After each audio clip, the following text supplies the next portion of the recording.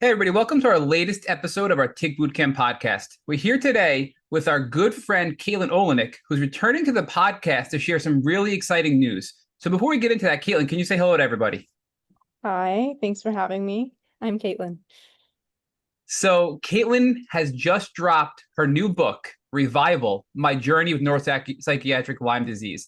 This book's now available in print and as an ebook on Amazon, and you'll find the link in our show notes. And we're really excited to talk about this book and how it can help everybody out there, not just people who are impacted by Lyme presently, but people who are out there living everyday life and need to know how serious Lyme disease can be. So, Killian, before we get into the details of the book, can you just give us a little bit of a recap about your journey and what led you to this book? But again, we're going to put the link in the show notes to your previous podcast episode so people can learn all about you and your really detailed journey of recovery from your Lyme experience. Okay. I had a tick on my leg on a river rafting trip in the year 2000. I was actually 6 years old. We thought I was a little older, but I recently found a photo, and that makes sense with my timeline of symptoms that it started earlier. And then when I developed, like, went through middle school, I started developing water on the knee, joint pain, migraines, trouble focusing, especially like taking math tests. I would need extra time and have to come in at lunch to finish. And then I started falling down randomly at school. And then I went to my doctor and an episode of Mystery Diagnosis, and Jacqueline Spar had every symptom that I had. And I printed out a big file and I took it to my doctor and I said, I think I have this. Can we test me? The test was inconclusive, so we decided to go with oral antibiotics, doxycycline, because he figured it wouldn't hurt. And it did help. I considered myself in remission for a while, but I still was not perfect. I started to develop anxiety and eating disorder in high school, and again, trouble focusing and major social anxiety. And I went off to college and um, I was doing relatively well. And then I was in a moldy house and I started developing psychiatric symptoms. I had like one auditory hallucination and crippling anxiety where I was running out of class. And then fast forward, I started treating around 2016 for a Lyme disease relapse, and it just got worse. I think we overtreated. I was in bed for 3 years, and it triggered a psychotic episode. And I then got a bipolar 1 diagnosis and gained 100 pounds from the medication and the steroids that they put me on, and had to work really hard to get to where I am today.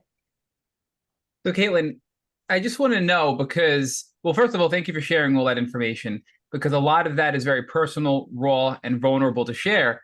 But what put the thought into your mind to write a book, and what were your mission and purpose in creating My Journey with Neuropsychiatric Lyme Disease?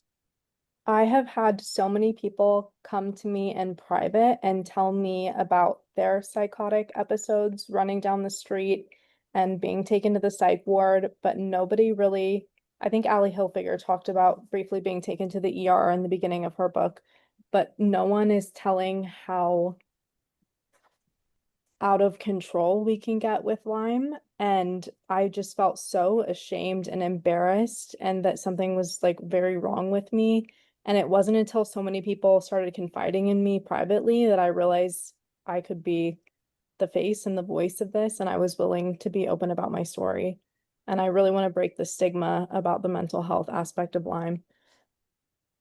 So, Caitlin, give us a little bit more because I think there's a couple of components about your story that really are important to note. It's the fact that you had Lyme at a young age, the fact that you had this neuropsychiatric component to it, the bipolar side of it, because I don't think people realize how severe the psychological and mental health implications to Lyme can be. But severe, meaning you've said you were bipolar and you shared some in your book some really wild stories about when you were in these psychotic moments. But give us a little more detail because I think that's the part that really stood out to me about your book is how raw and vulnerable and detailed you were about these bipolar moments, all triggered by Lyme disease. Yes, I told it all. The worst night when I went into from like mania and paranoia into full-blown psychosis, maybe a few days before, I had completely shaved my head and my eyebrows off. I thought I was infested with parasites. And I had read something in our family book that it was like a little poem about, I don't even know what it was about, but it said something about shaving like your whole body or something. And I was like, oh, that's when you're manic, you get all these different connections and you think, oh, like you're figuring out all these things that really have nothing to do with each other. And there's no truth to it. But I was making all these connections and I was like, oh, if I just shave my hair, and I had very little hair left on my head anyways, I had lost most of my hair. So it was just a tiny little bun on my head. But I was like, if I shave off all my hair, it'll cure me, which it obviously didn't. So I shaved my head, my eyebrows, and the night I was so paranoid that I thought someone was trying to harm me or something. So I started calling the police repeatedly. And then I ran out to my neighbor's house to ask for help. And I ended up running down the street barefoot, which is actually, I hear, is very common with Lyme episodes and also with pans and pandas. I've had multiple people tell me that they have had police interactions after running down the street like I did. And a police officer ended up taking me to one of our local hospitals, and I stayed in the ER overnight, and then I was put into the psych ward for 16 days. Yeah, I want to come back to a little bit more, but I want to just stop and highlight a couple of things because, Okay. the fact that you had pans and pandas and the fact that I don't have an official diagnosis of that. I've just heard from other people that that's what that looks like. yeah, So, but Kaitlyn, it's extremely common in interviewing almost 600 people and speaking to thousands of patients. When young children have Lyme disease and co-infections and they also have pans and pandas, they tend to go hand in hand for some reason with the younger population. And we've seen it, Rich and I, time and time again. And the leaders in the research space and the doctor space have, you know, had the same observation. So I think it's important to note that there are so many different faces to this disease that you're bringing awareness to. One of them is, and to kind of highlight a few things you're talking about here. In your book, you talk about doctors said that you were too pretty to be sick. They said that it was just anxiety. They said that, it's got to be all in your head. You were gaslit so hard by your medical professionals. So one of the things that Rich and I have been trying to do over the last 5 years is get into those spaces of whether it's, mental health for people with depression and anxiety, whether it's, the bipolar community, whether it's whatever, to get Lyme awareness brought into those little niche areas for consideration that, hey, maybe you have Lyme and maybe you're just masking, maybe you're just treating these putting these Band-Aids on when you got to get deeper into the root cause, which could be Lyme. So how do you think your book can help break into those niches of various areas that are so segmented right now that have so much overlap with Lyme, PANS, pandas, mental health, all those areas? I think there's definitely a biological component to a lot of mental health issues that doctors have no idea about. When I was in the hospital, I had my best friend calling and my family calling and my doctor calling saying she's not bipolar, she has Lyme disease and it's gotten into her brain. And they were like, we don't know anything about that. We see a manic episode, we're going to treat it as a manic episode. And they had no care for my other antibiotics or any of my other treatment. And they were just focused on me being there for a manic episode. So and then I took on the role of educating the doctors and the staff there about Lyme disease. And I did that all the way through stepping down through rehab and getting help. And I just think I'm sure there are so many people out there that have Lyme disease as a root cause and just think that, they're told that they're going crazy. Yeah, and I also wonder, well, I'll speak personally. There are things in your book that I read that I realized, oh, wow, I had that as well, but I never attributed that to Lyme disease. So I think even for people that have been through it and maybe gotten through the other side of it or in the throes of Lyme, they can learn from your book as well because there are things there that are just not as commonly discussed. But it's also important for the general population to read it because they need to understand how severe Lyme can be and also the many presentations of Lyme disease that are not traditionally understood. So let's talk a little bit further now. So your mental health journey, right? You said you were, I think, was it 14 days, Kaitlyn? You were in a facility, 16 days. 16 days. A locked facility. And then I spent the next 8 months stepping down through residential PHP and IOP. So it Okay. was not a short process. And it wasn't a short process of my brain kind of rewiring itself and healing. Do you think that Well, at the time, did you? This is where I'm fuzzy on your story. At the time, was this all attributed to straight up mental health, or did you and your family still realize that there's a Lyme connection here? I I don't want to speak poorly about my doctor. I think she was trying to cover for herself a little bit. That's as nice as I'll put it. And she was denying that Lyme disease could have any havoc on my mental health. And so she was saying, no, this is a completely random psychotic break that just you just happen to get bipolar disorder in the middle of Lyme treatment. And that's what she was saying. And then my family was like, no, this is so out of character for her. We watched her whole life. This has to be the Lyme. So, and then I Yeah. have my best friend who has been through mental health issues herself. And she was like saying, this is Lyme disease. This is, what her Pans and Pandas episodes look like. And she was really rooting for me that I wasn't crazy, that it was the Lyme. So I think we should Kelly, we should talk about Lyme not just from the standpoint of the worst psychiatric presentation or worst psychological presentation, but Lyme disease, regardless of the level of chronic illness, is a psychological or an emotional disease. And Right. there is a whole spectrum, and there is a spectrum that ultimately develops, and unfortunately, in your case, it developed to an extreme level. But I Yes, think part of what we need to identify for folks here, based on your journey, is how the signs were there early on, they were. and what was unfortunately happening is because of a lack of knowledge about psychological and psychiatric presentations generally, that despite there being indications that you were suffering from Lyme disease, there just was no one in a position where they could make a connection between the psychological presentation and the physical illness. Right. And that's such a good point because I had so many like less severe mental health issues like the anxiety, the panic attacks, the one auditory hallucination. If we had caught it there, it wouldn't have had to spiral into what it did. And that's another reason why I want to tell my story and to teach people how to catch the symptoms and signs early on so they can get help quickly. So one of the things that we learned from Dr. Leo Shea, who we've interviewed several times, in fact, I interviewed him last year at the ILADS conference, is that what he said was every single psychological and psychiatric presentation of any illness has a physiological base.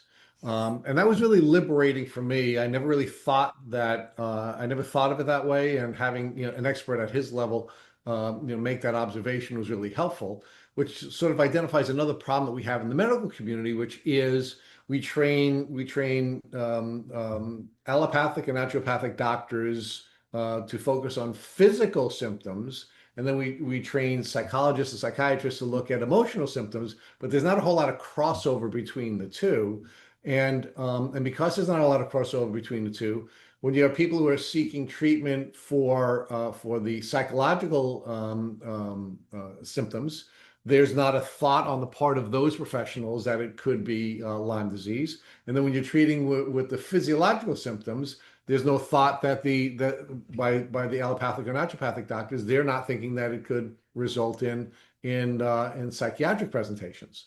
So, some of this is really just systemically driven by the way that we're channeling or siloing the training of the different medical professionals, and we're not treating the whole person as a physical, emotional, spiritual person. We're dividing up those different pieces of us, even though they're just ways of us articulating the different ways that we present rather than being different parts of who we are.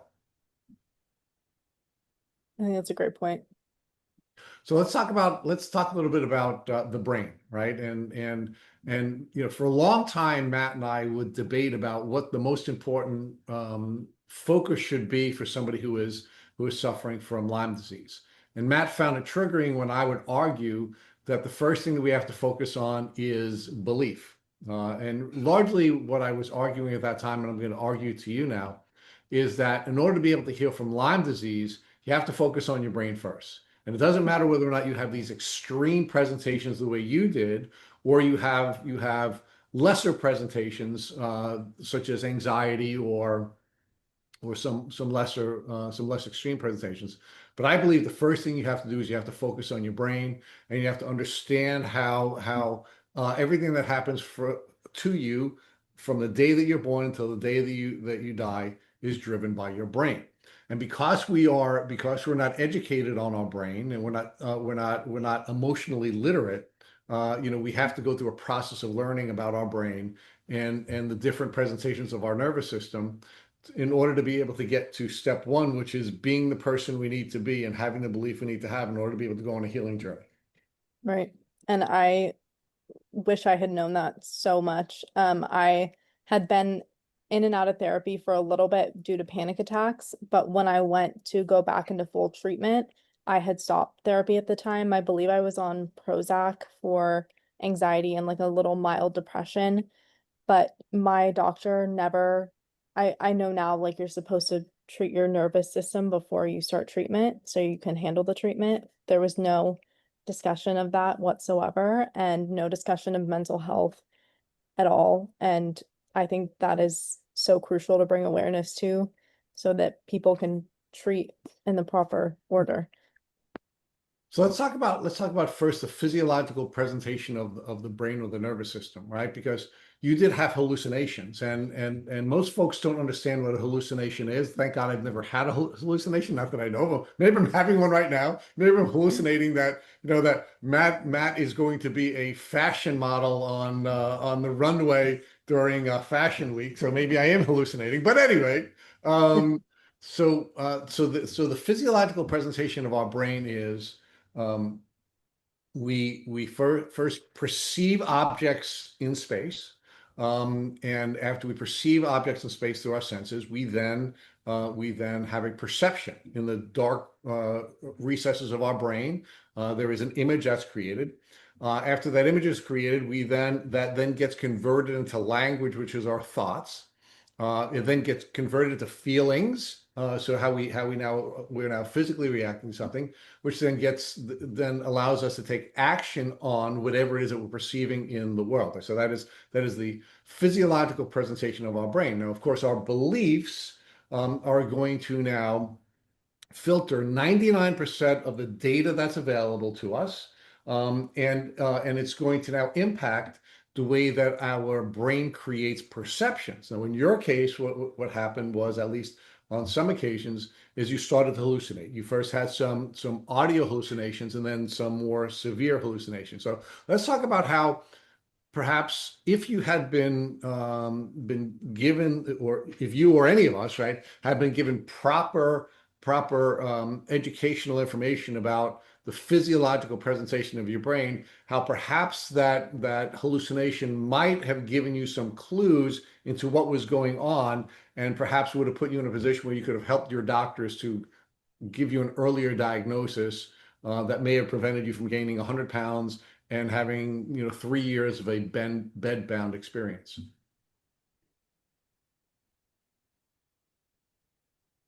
Sorry, are you asking a question or you're just Yeah, I'm asking you to if you believe that you at that time had a better understanding of the physiological presentation of your brain and your nervous system, how that may have put you in a position where you could have better aided your doctors in diagnosing your illness. Well, I did try. The first time I had an auditory hallucination, I called my boyfriend at the time and I asked him to drive me to the ER. I was also in the middle of having a panic attack, so I literally thought I was dying. And I told them what happened and they said, I think you're just anxious. And I was like, I literally heard a scream inside my head. Like, that's not normal. And then, so I did try, and then they gave me like a diagnosis of I just had a panic attack. That's not a normal panic attack. And then my dad started researching psychologists, and I went to another doctor and we did like a full workup, and she said, you just have anxiety, we're just going to put you on Prozac, which if you have any tendency to have bipolar disorder and you're put on an SSRI, it can worsen all of those symptoms. So they put me on the SSRI and I started therapy, and I did tell all concerned. They just thought it was like a one-off thing. And then from 2016 to 2020, when I was with my first Lyme literate doctor, she was aware that I was getting like increasingly delusional. I was sending these long rambling messages that made no sense, and diving into the Lyme disease conspiracies and just sending her all of this. And at one point she just printed out one of my letters and showed it to my family and said, I don't have time to read this, and if you keep talking like this, you're going to end up in the psych ward. That should have been, I think, her hint to say, hey, I think we need to involve a psychiatrist here because you're not making sense. So I feel like I did my best to advocate for myself, and I just was kind of failed by the system. Yeah, I mean, you certainly were failed by the system, but I think you were failed by the educational system because you really didn't have the ability to describe why what was happening No, as to just what was happening, right? And I right. think if you had a better understanding of the physiological operation of your brain and what was, where it was in the process of you, sensing or perceiving, and ultimately you're sensing and perceiving, and how the perception was not consistent with what the objective reality was, Right. I think that might have given you a clue, maybe given your family a clue, but what type of medical professional you needed to work with, so that they could have identified, what was causing this. Was it brain inflammation? Was it, Yeah. was it neural pathways that were failing? Did you have some gut health issues? I mean, what were the reasons why your brain was misfiring? Because it was misfiring. And honestly, I still don't have those answers, and I still don't know who to go to and to figure out, do I have a real bipolar disorder, or was my brain swollen from all of the antibiotics and exosomes and stem cells that we were throwing at me in a very short period of time? And I don't have those answers. I stay on a low dose of medication to be safe, but I feel like that's needed in the medical community. I know the Amen Clinic does like a little bit of stuff like that, but they're extremely expensive. And So I let's yeah. so Ken, let's talk about the psychological presentation of your brain, right? Where we have our beliefs that trigger our thoughts, that trigger our feelings, that trigger our actions, which ultimately give us our results, right? And it is actually only our beliefs that we're in control of. Most of them have been uploaded into our brain, and most of that's happening during the course of the first 25 years of our lives. But the only portion of the psychocybernetic loop that we can control is our beliefs. But we're not trained to understand that. We don't know that's the case. And we don't know that when we're getting bad results, in most cases, it's because we have a false belief that's been built into our brain. Now, of course, the problem when we're getting these bad results, is that we get triggered from the parasympathetic expression of our nervous system to the sympathetic expression of our nervous system, right? We're in this state of fight or flight. And unfortunately, it sort of builds on itself. We're in fight or flight all the time, right? And when we're in fight or flight all the time, a couple of things are happening. One of which is that our immune system is being suppressed. The bugs that are in our body are taking off because we're in this state of suffering. We're in this state of survival, and we're in a position where our brain is not serving us. So talk to us about how this experience is the experience that you were having generally. We'll talk about that, the medical community, was something that you simply couldn't control, and it was causing you to become sicker and sicker. Right. And I did have immunodeficiency at the time, so that lines up with what you're saying. And I just, when you're in a manic episode, your control of your thoughts is like out the window. Like I thought I had all these special powers, and I was getting all these, downloads, and I got very heavy into spirituality, and I thought, these were gifts, and people just didn't understand the gifts. And, it's easy to say like, well, rationally I could have seen that, but I just didn't have any of those tools at the time to be able to do that. So one of the things that we spend a lot of time talking about on this podcast is, the largest failure of the medical system is that it's an acute care system, not a chronic care system. And I think one of the things that's unique about your story and now what you've begun to develop with us, is that it's not just a system that's designed to treat people who are physically acutely ill, but it's also a system that's only designed to treat people who are emotionally acutely ill. And what happened in your case, of course, is that you had these manic experiences. You were brought to a hospital. You were inpatient. I think you said for 16 days. Yeah. And the only thing the system was doing was designed to get you out of crisis. And then Right. once you're out of crisis, it was like, good luck, Kaitlyn. Hopefully Yeah. it'll all work out for you. You know, we got you out of this acute psychiatric experience, and there was no system in place to deal with the chronic elements of your illness. It was just purely designed to get you through the emergency room experience. Of course, in this case, it was a psychological emergency room or psychiatric emergency room, not a system set up to use that as the basis of giving you follow-up care, so we can define what was causing the acute outburst. They did protect me in one way by saying there's no way you can go home like this after the hospital. And they did put me in residential and PHP, and they run simple blood work, checking for viruses and illnesses, but none of them were Lyme literate or any of that. And they allowed me to work with my doctor as I stepped down, and they dealt with my brain. And then we kind of tried to figure out how to move forward with my health. And so I am thankful that they were willing to work with me, but it was, we were making stuff up as we were going along, trying to figure out how to merge the physical health with the mental health and get me back to being myself. Talk to us about the impact first that the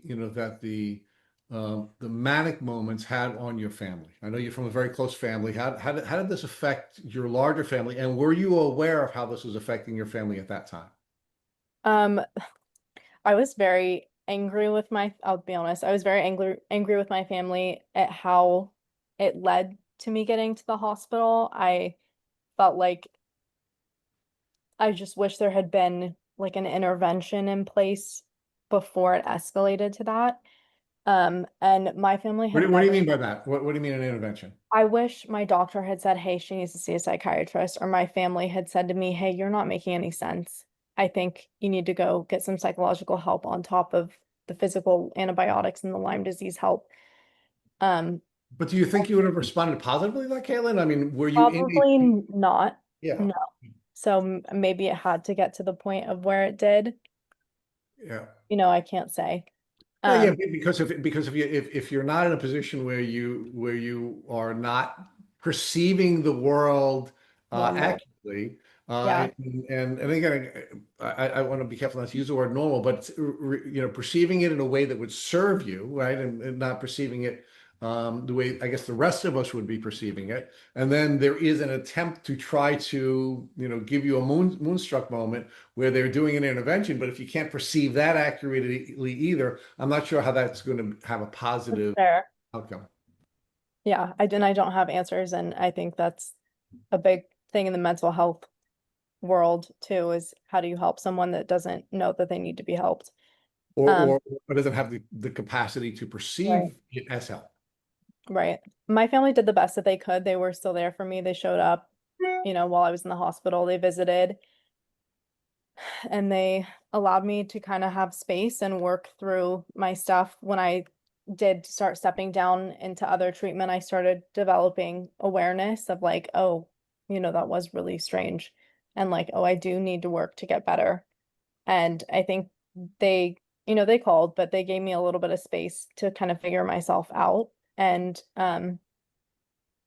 we worked through it. I mean, I I don't think they had ever, I mean, my mom's from Missouri. They talked about Lyme disease, but it was more like aches and pains and that kind of stuff. They had never seen anything like this. And my best friend was helpful at the time. She would call my parents and explain what she had been through, and that gave them more insight into what I was dealing with. Um, and I mean, we've gotten through it, my family, we're all very close now. Good, good. So, look, we know from, doing the interviews that we've done and the, millions or tens of millions of impressions that we've had and DMs that we've received over the last 5 years, that this is a very difficult subject for people in the Lyme community to deal with. It's really triggering. So, I mean, we certainly have to show your family some grace here because, Yes. yeah, they wouldn't know because they didn't have Lyme disease, and almost no one is Lyme literate. Certainly, people your parents' age, Yeah. probably around my age. And they were not raised in a part of the country where ticks and Lyme disease were, well, they probably, you know, old enough to know about tick diseases prior to Lyme being discovered, right? But even for people who have been on a Lyme disease journey, they don't really understand. Many of them really don't understand the psychiatric and psychological presentations that they've had to face.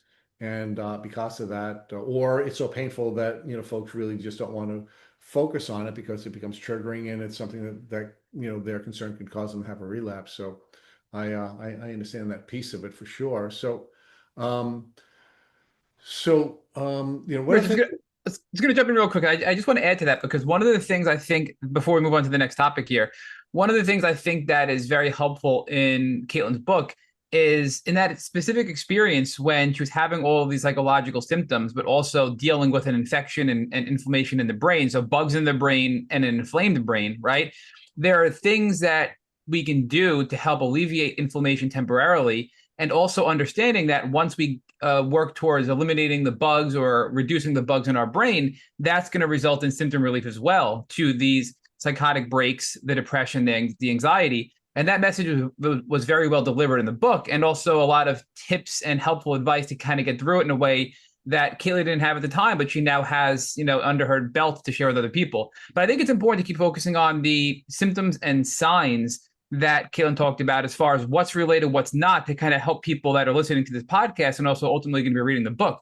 So in this realm, we had Dr. Jaquel Patterson on last week, and she's an ILADS brilliant doctor who specializes in Lyme. And one of the things she said is, in specific to signs and symptoms, how do we know is it Lyme related psychology or potentially something else, right? Maybe another pathogen, maybe another condition that's unrelated to a tick-borne infection. And she said, if you have mental health issues, whether it's depression, anxiety, bipolar, you name it, and the traditional medication that works for the majority of people out there is not working for you, that is a huge red flag. That is probably Lyme and an underlying infection. So, Kaitlyn, has that been your experience too? Before we move on to the next topic that Rich was about to bring us into.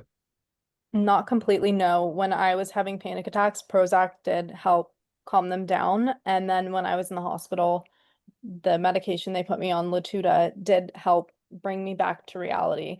So from my personal experience, that's not always true. I think maybe in my story, there's kind of like a both component. That I mean, it did seem to trigger bipolar disorder that was treated with medications, but there was a biological component of what was causing it. I don't know. I don't have anybody else in my family that's bipolar that we know of. Sorry, Rich. I know I totally interrupted you there. No, That was no, very rude yeah, of that's me. fine. And I mean, this is, we are complex people with complex presentations, and it's always hard to identify what part of the risk formula we are in, when somebody gets sick, right? So, Kevin, you probably remember from when we spoke with you earlier, we here at Tick Boot Camp understand that the risk of becoming chronically ill from Lyme disease is formulaic, right? And it's going to be threat times vulnerability, right? And the question always is, at the time when you get bitten by the tick, as you did in your case, what were your vulnerabilities, right? Were you living, because of the high pressure social media and phone-based society that you grew up in as a little child? Were you already, developing neural pathways that were not serving you? Did they make you vulnerable? Were you already anxious? Did you already have those types of emotional vulnerabilities before the bugs came into your brain? And then when the bugs come into your brain and the inflammation that is Yep. associated with that, did it just exacerbate these vulnerabilities that were just a part of growing up in a phone-based society, in a social media society? What do you think, Caitlin? I think I definitely was probably an anxious and shy child, and I think my parents put a lot of pressure on me to be a high achiever, which I hear repeatedly in these Lyme stories. Mhm. It's, people who want to do well and succeed and usually have a ton of hobbies and education, and that was no different in my story. And I'm sure I had vulnerabilities, and um the Lyme just kind of pushed me over the edge. I also, was told nothing was wrong with me continuously, and to just kind of be quiet about it and, deal with it and continue to work myself to the point where I literally had no choice but to lay in bed for 3 years and listen. Let's talk a little bit more about the risk piece, because you were, and I guess maybe still are, an equestrian athlete. Yes. One of the things that we've learned from a lot of equestrian athletes, because you're spending time on horses, and because they're large animals, and because there's so much surface area for ticks ultimately attached to, uh, that there's a strong possibility that when you're an equestrian athlete, you're going to be at risk to coming in contact with ticks. And although you have a single recollection of a tick bite that's standing on your mind, my feeling is that you probably were bitten by ticks many, many times. And I think Right. when that's And the case, yeah. I was just going to say, we actually don't even think that the tick that I did find, we didn't think it had bit me. So I don't know 100% that that's the incident. And you could be very right. I recently spoke to one of our family friends who I used to have my horse at El Toro Marine Base, and she said she recalled pulling ticks out of her horse's tail after she would come back from the trail rides. And I think we did the best that we could. I mean, most days I wore long socks and pants, but I have photos of me in short shorts, denim shorts on my horse with no leg protection. So it's very possible. So I think just again looking at the risk formula of threat times vulnerability, you had many psychological, or I should say social psychological vulnerabilities, that we built those out in episode 199 of your podcast. I don't think we have to do that again. I certainly want to urge people to listen to that episode because it was really a great episode. It's when Matt and I fell in love with you. You were just so really so brilliant in the way that you describe so much of what happened there. So I don't want to repeat that too much, but I think you certainly had social psychological vulnerabilities. Let's talk about physical vulnerabilities. How was your diet? How was your movement? I mean, what kinds of did you have the typical American diet, and do you think those kinds of things may have made you physically vulnerable as well? No, I think my family did a great job feeding me and keeping me relatively healthy. I mean, I lived on a diet of grilled chicken breast and rice and vegetables. We occasionally, like going on my way to our horse, would get KFC as a treat once in a while. But for the most part, I ate relatively healthy. My family had me in gymnastics, dance, horseback riding, art classes. I was always busy, always moving. Um, I did start to struggle with my weight in high school, which I think was more of an inflammation thing than a diet thing. I tracked my calories, I mean, obsessively to the point that I developed an eating disorder. So I don't think it was intake, outtake. I don't think it's as simple as, the medical system talks about. I I ate healthy, I exercised, my family did everything they could to keep me healthy, and sometimes things just happen. Yeah, no, they do. They do. And so let's talk about how these symptoms developed. I mean, we did touch on some of that in your last episode, but let's talk about how the psychological and the psychiatric symptoms developed, and how there were different points where if there had been intervention, perhaps you would not have become as ill as you did. I think we're frozen, Matt. So I started very young with a little bit of social anxiety. And then when I was in the mold, I started developing the panic attacks. And I had one auditory hallucination. And then later on, the following year, I woke up one time and I don't know if I was screaming or if I was dreaming I was screaming. I kind of think I might have been screaming just from stress. And then I had a little bit of like creativity that was coming up. Like I had all of these ideas. I wanted to be a singer, and I mean, I've always wanted that, but like I've started to get hyper focused on it and like wanted to be an influencer, and I started buying and purchasing all of these things.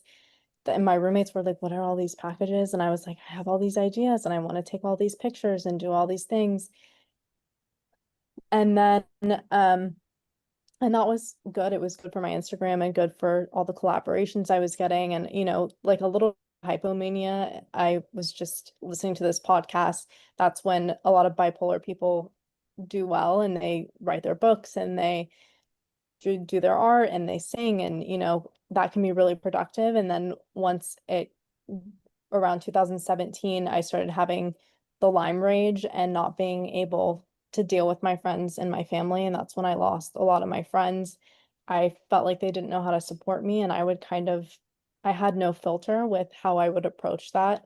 And I would kind of, rip their head off a little bit, like not be able to have a calm conversation about, hey, I don't feel like you're supporting me. I would just kind of go for the jugular. Lash out. Yeah, definitely lashing out. And I lost like my best friend from college that I considered a sister from one of those outbursts, and she still won't talk to me. It breaks my heart. Um, and then I started kind of getting a little paranoid. Like I thought some social media videos on Instagram that would just randomly pop up were talking about me. And then I thought like the planes above, we did have a change of flight patterns outside of my house. They're usually weren't very little planes. And then they started flying really low, and which is a documented thing in the area. But I thought that they were watching me. So just, They wanted to get closer to you. yeah, they wanted to see what I was doing in my room for 3 years sitting there.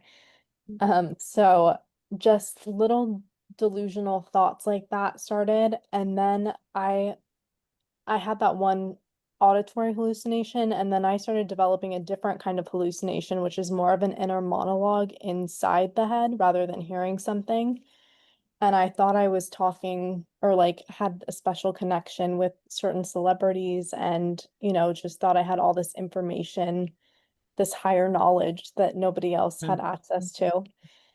Um, Caitlin, real quick on that, the inner yeah. monologue thing is interesting because I've recently seen some social media posts where people that have inner monologue think everybody has inner monologue, right?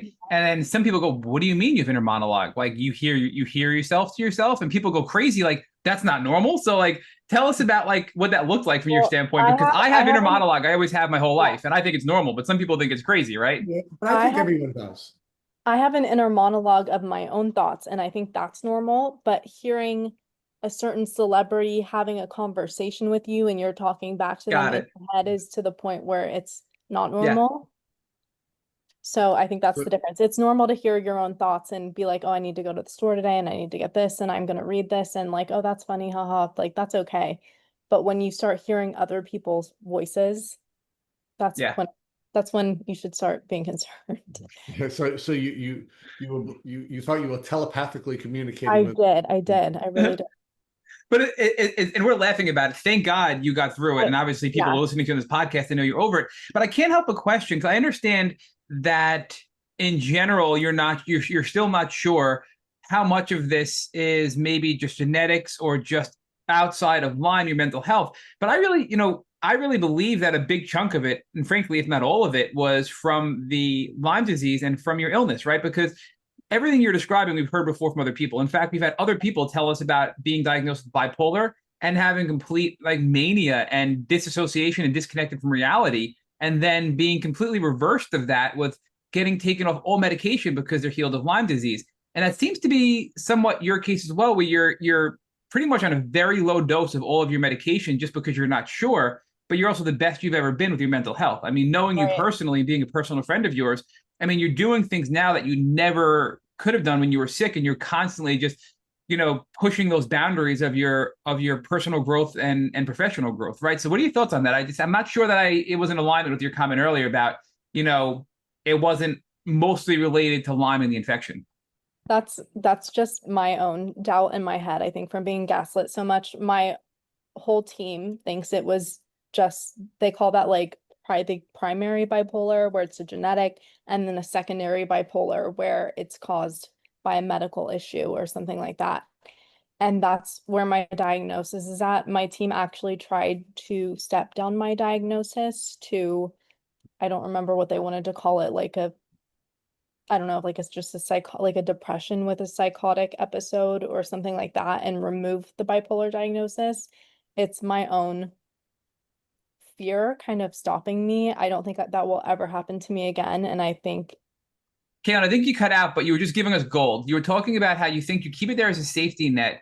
And you really were just saying that, maybe it's just there in your back pocket, but you really do believe that it was all triggered from the Lyme infection, but you don't want to be maybe totally let down if it ever were to come back. But I think it's okay to recognize that you are in a better place and you are in a really good place with your life and your mental health and your physical health, and you can move on in that direction. So can you just give us a little more detail? Because I really liked what you were saying there. yes, I was saying that my team did want to step me down to a lower diagnosis and completely remove the bipolar, but I had kind of cold feet and we decided to leave it there for now.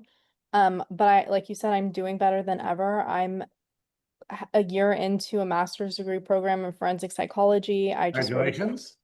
Thank you. I am starting to record music, which was like my biggest dream of all. We've written 4 songs, one about Lyme disease. And, I have all of this energy now. I probably don't have the energy of a normal 30-year-old, but I'm able to keep up pretty well as long as I can sneak off to take a nap once in a while and I get like a full 8 to 10 hours of sleep. Um, I'm doing extremely well. And like you said, my mental health people comment on how calm I am, and which people who would have no idea that that happened to me 5 years ago, 5+ years ago. Um, you know, I get Yep. compliments on my demeanor and how mellow and calm I am and how I cope with things. Yeah, I want to focus on that a little bit because I think one of the hard things and another sign and symptom of is it Lyme or not is, to Richard's point earlier with you, is a dysregulated nervous system. And what that looks like for me, and I think so many of us in the community, is you have these just crazy emotional peaks and valleys, right? Meaning, I don't care what the emotion is. You talked about Lyme earlier. Is it anger? Is it sadness? Is it depression? Is it timidness, right? Is it fight? Is it flight? What is it? But I think those extreme Is it highs the and bug? lows, Is it the bugs? Is it right? It's the bugs, right? But I think those extreme highs and those extreme emotions are extreme red flags when it comes to a Lyme infection or an infection in general. And we don't really talk about that much. So were you in your worst? You seem, again, it's hard because I know you now for so long that you're just so mellow and Yeah. you're so just stable with your emotions, right? Like, it's hard to envision a Kaitlyn who has such highs and lows, but was that what you were like when you were really sick? I could be vicious, especially when I would have to go to the ER. Like I would just humiliate my parents. I could not stop running my mouth and just wanted to fight and thought I knew more than the doctors, which may have been a little bit true in regards to Lyme disease, but you don't have to say that. And I just was not myself at all. Yeah. So, Kevin, you, Sorry, you Rich. you you had given us this outline of how your disease progressed, at least the psychological and psychiatric presentations. Can you outline for us where there were inflection points where if you were treated by a competent doctor, or your parents were more informed about what you're teaching in the book, outline for us where the inflection points were, where maybe a diagnosis might have been available and you could have been protected from the chronic presentation of the disease. I think definitely in the ER with that first panic attack, I think then would have been a good place to maybe explore other mental health diagnoses or, talk about what that auditory hallucination really meant. I think that was a missed mark. I think when I started sending all of those strange letters to my doctor, I think that I was at a point there where I think I would have been rational enough to be like, oh, I need to see a psychiatrist. Okay, I'm willing to go. Before I had gone completely into psychosis, I think that would have been a good place of intervention. I may have been like, this is stupid, or, I'm fine, but I think I would have gone. When you're in full-blown psychosis, I mean, there's no leveling with someone like that. I don't know what they would have done other than 5150 me before I started running, shaping my head and running down the street. And even then, I'm sure I would have been angry and all of that because I didn't understand that I was at risk of, I don't know, stepping out in front of a car. I mean, who knows what could have happened? I hear horror stories about people going missing and stuff in that state, and it's devastating. I'm lucky that I had people that were trying to get me safe that night. So, Kaitlyn, there are a lot of taboos in many I cultures know. about mental illness and mental health. And I'm on my mother's side of the family. They're immigrants from Italy, and mental health is something you do not talk about. Right. You do not seek out assistance when you're struggling emotionally. I'm not crazy. I'm not going to go to a doctor. Were there any of these kinds of cultural taboos in your family? And do you think that made it more difficult for you to get an early diagnosis of your illness?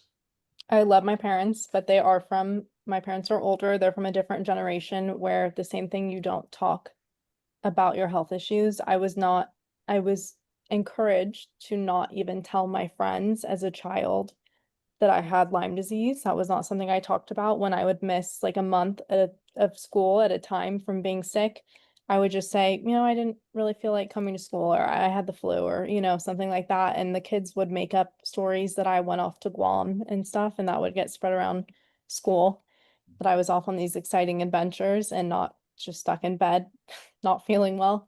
Um, my parents were actually very supportive when I had panic attacks. My dad stopped what he was doing and flew out to come stay with me at a hotel and set me up with a psychologist and help me work through that. Um, I think at that point, they didn't really mind if I shared or not. I know I shared with, I went to dinner with my neighbors and I explained what I was going through, and one of my neighbors was like, wait a minute, you feel like your heart is racing and like you're having a heart attack? And he's like, I experience that every day at work. What is that? And I was like, that's a panic attack. And that is how he got his diagnosis of panic attacks. So I did start kind of advocating for myself, but at that point I was grown. So, we're building a construct here of a lot of barriers that were there. Part of the barriers were the lack of education that we're given in school. Um, Hmm. another set of barriers is that our parents were not educated and they don't know what to look for. Another set of barriers is that our medical professionals are not educated, and in most cases, because they're acute care professionals, they're looking to get us out of the crisis of the moment and then sort of move us on because they have other people who are in these acute crises that they have to deal with, right? So there's that element of being overwhelmed. We have these cultural overlays or these cultural taboos, that place restrictions on our ability to even get help ourselves because we're being discouraged by our family members, not to let the world know that we may be crazy and or whatever other such kinds of weird things are. Are there any other impediments that you think existed at the time that you were going through your challenges that we haven't identified that maybe we have as a culture have to start to deal with better so that people who are in your position can receive better treatment and care? I think psychosis is a huge taboo. You hear that word, and even the medication I'm on is an antipsychotic, and I feel like to the average person, that's a terrifying term. Um, and it's I mean, I'm a psych major. I went to college for 4 years of undergrad for psychology, and I'm in grad school for psychology, and I still wasn't able. We had watched a documentary on bipolar that Stephen Fry did, and even with that, I still, when they handed me that piece of paper that said bipolar 1 was psychosis, I was like, what are they talking about? So even me as someone educated in that topic didn't have the knowledge that I learned from firsthand experience. And I don't think I had ever, maybe the Stephen Fry documentary, but I had never heard of someone just having a psychotic break until, ironically, when I was in rehab, Selena Gomez did her own video talking about her own bipolar diagnosis, and then she released her own documentary talking about her psychotic break. And I think recently Lady Gaga has opened up about her psychotic break from PTSD. So I feel like we're just starting to kind of kick the door open a little bit and put a toe in the water. And one of the comments that I got from one of the first people that read my book was, Kaitlyn, I can't believe you're talking about any of this. This is culturally so taboo to talk about your mental health symptoms, or, risk putting like a crazy label on yourself. But I feel like if we don't start talking about it, it's not going to get better. So the two more pieces I'm going to talk with you about. You and Matt started to talk about what I'll call pharmacological taboos, right? Where we as a society have this very unhealthy relationship with pharmaceutical companies, right? And some of it well earned, where there seems to be a business model with big pharma where their goal is to get us hooked on something. Right. Rather than coming up with cures, they're coming up with tools to help us get through our acute challenges. But there's a downside to that mistrust that we have for big pharma, because then you're going to be anxious about the decision that you've made, which is, hey, I'm in a good place right now. My medications are serving me well.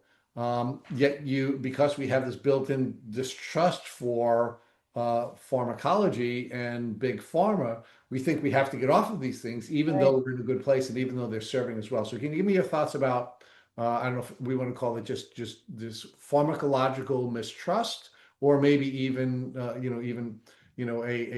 healthy paranoia when it comes to taking medications? I think medication should never be a first resort. I think, I mean, if someone is in a state of crisis, then obviously that would be important, but I don't think, I think it should be looked at from an integrative doctor that's willing to work with you and work with probably a Lyme literate psychiatrist as well, and see if that decision is the right decision for each individual person. For me, it's not harming me in any way. All of my blood work looks perfect. And I had tried to reduce it a little bit more and just got very anxious. I didn't have any or symptoms or anything like that. So I'm just comfortable where I am at for right now. I've considered seeing other, maybe like a Lyme literate psychiatrist and stuff to get a second opinion. I haven't made that step yet. But I think I was listening to another podcast, and it was some author's opinion. I can't think of her name, but she was saying if you're bipolar, you absolutely need to be on medication. And I think with what we know about biological components, that's not necessarily true. Well, Um, Go ahead. maybe, but I really think so. Part of the reason I'm referencing this is, one of my favorite psychiatrists is Dr. Rosalie Greenberg. I just love her. And part of it is, again, just, we're both New Yorkers. We both have very similar, we come from very similar cultures. I mean, I just find her to be awesome. I always love interviewing her. And one time she called me out, which always makes Matt happy when I'm getting called out by a doctor. Always. My argument to Dr. Greenberg during one of our conversations was, hey, the goal should always be to get the patient off of medicine, right? And she says, absolutely not, Rich. No, that should not be the goal. The goal should be to serve the patient. And if the patient is in a good place with whatever medication the patient is utilizing, then why should we get them off? And I was like, oh well, when you have a really brilliant doctor wagging a finger at you, it makes Matt happy. It makes me sad, but it's a really good point, right? And so I was having sort of a rush of Dr. Greenberg's brilliant and sage advice, which is we have to just serve the patient, and we have to be at peace with being in a good place. And I really want you to show yourself some grace here, Kaitlyn, because again, I've known you for several years as well, and to see the progress between when we first met you and now is just unbelievably, an unbelievable blessing to me. And I wouldn't want you to feel the pressure of wanting to make a change just because there is some societal bias against certain types of support. I agree. And I've had this conversation with my current Lyme literate doctor as well. He wanted me to try methylene blue, but to try that, you need to be off of psych meds. So we go back and forth about this conversation a lot. And for me, right now, where I'm at, I think I'm just comfortable staying on it for now, and we'll see what happens in the future. But I think if a medication is helping you, there's no shame in needing to take that. Yeah, no, I actually I think it's awesome. I think it's awesome that you are where you are. So, Matt, can you think of any other biases or any types of I guess social pressures that people have that may interfere with their ability to either get a diagnosis or to be at peace with the treatment path that they're on?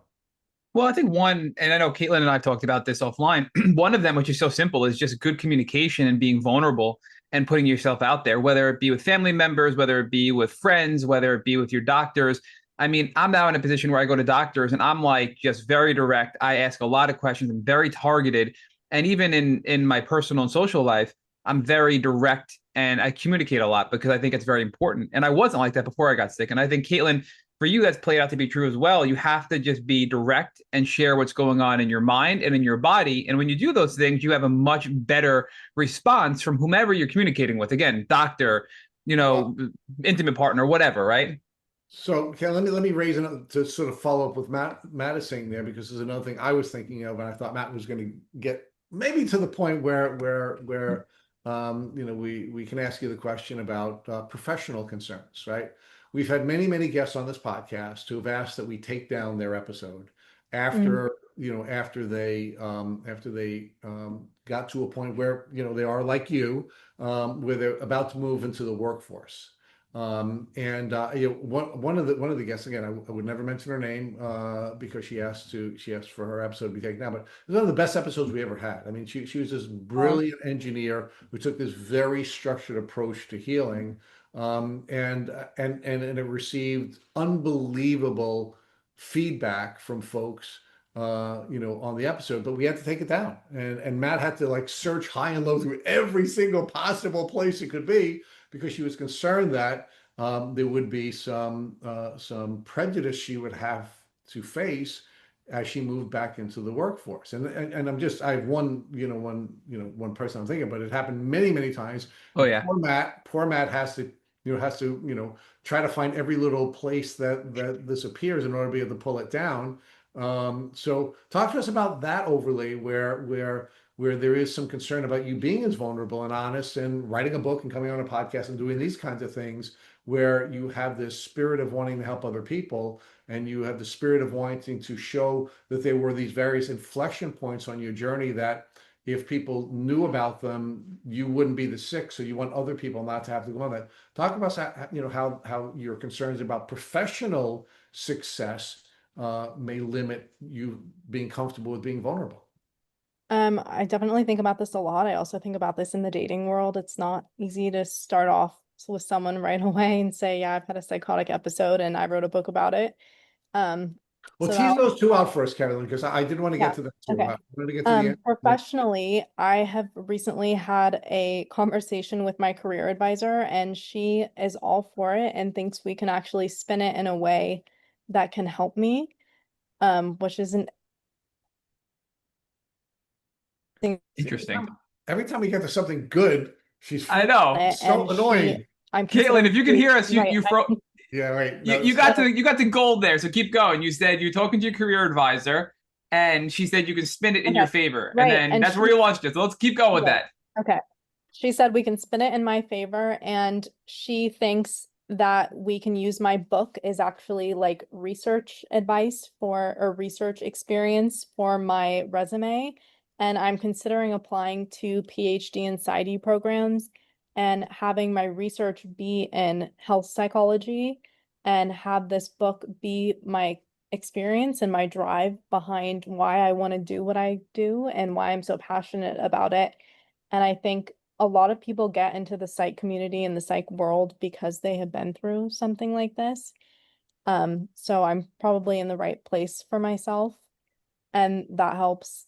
And I mean, maybe I'll start a new pathway and be able to break stigma and still be able to be considered professional and have a level head, even despite what I've been through. So let's talk about the social piece, right? You started to touch on the intimate piece, but it's not just intimate partners who may hesitate to start a relationship with you when they think you're crazy Right. before you even, before your partner makes you crazy, right? Which Yeah. is a natural part of any intimate relationship, right? We're going to make each other crazy when we're in intimate relationships, right? But it's also a problem for you making new friendships with folks, even if it's not somebody that you're interested in having an intimate relationship with, because there are times we're not going to be at our best. There are going to be times when, we may be short with someone. And I'm just wondering whether or not you think, folks will overreact to a bad moment when you're hangry, for example, and think it's The something more. psychosis.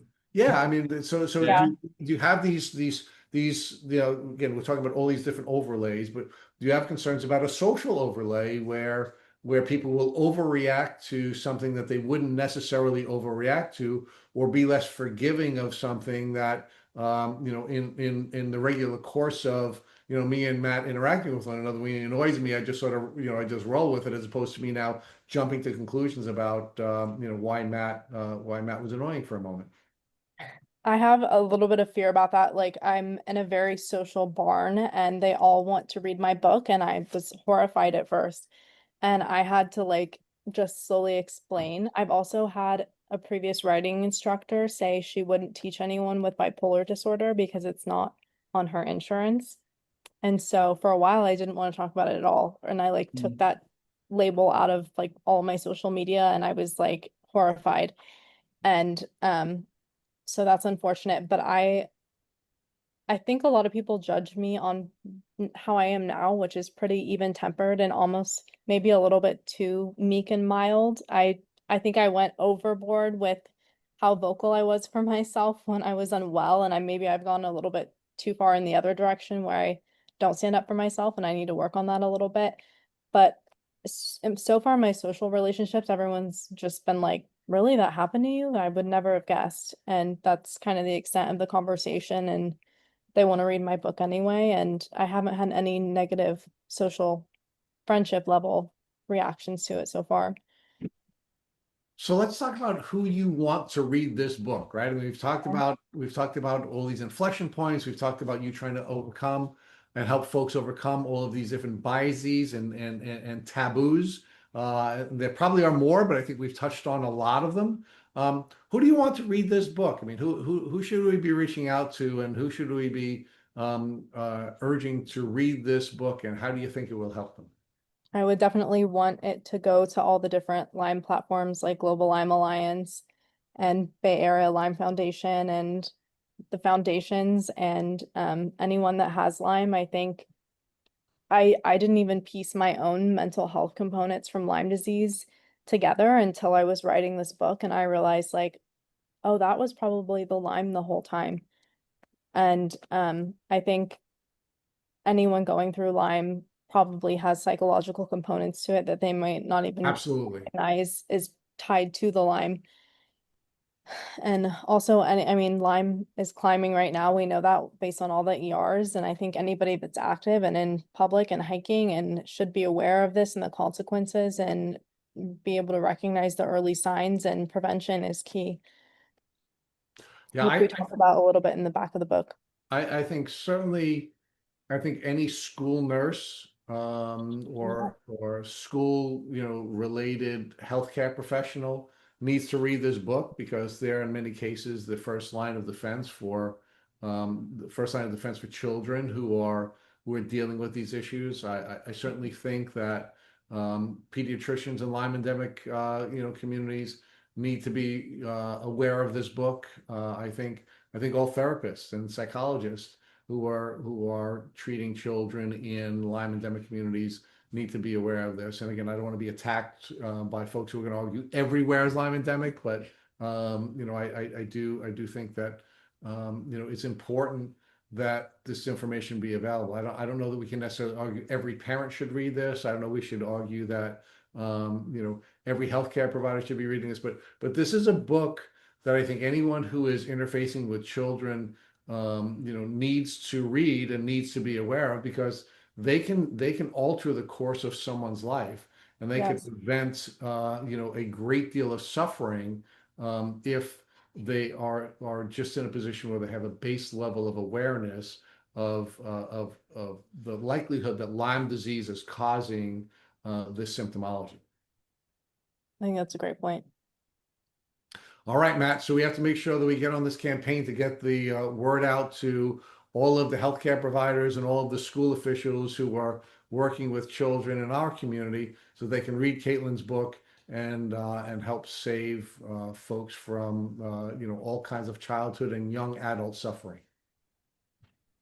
We are on it. And we have plenty of people, Kaitlyn, I'm sure you know from listening to the podcast, we have plenty of people that run camps, that are in, child education, that are in all these areas that we can link you up with to get the word out. And it's something we're very passionate about. So, we've had you on now for, quite a while. So, Kaitlyn, we can't thank you enough for coming on our Tick Bootcamp podcast and sharing not only your story and resharing it again in a short version, but just telling us about everything you've done since the last interview and this brilliant book that you've now published. And we know this book is going to help save so many additional lives that could have been ruined by Lyme disease. So again, for everybody listening, the link to your book is in the show notes. It's available via hard copy and also an ebook. And we encourage everybody that's listening right now to go tap that link and buy that book. And Kaitlyn, thank you again for coming on and being so brave and vulnerable to help people.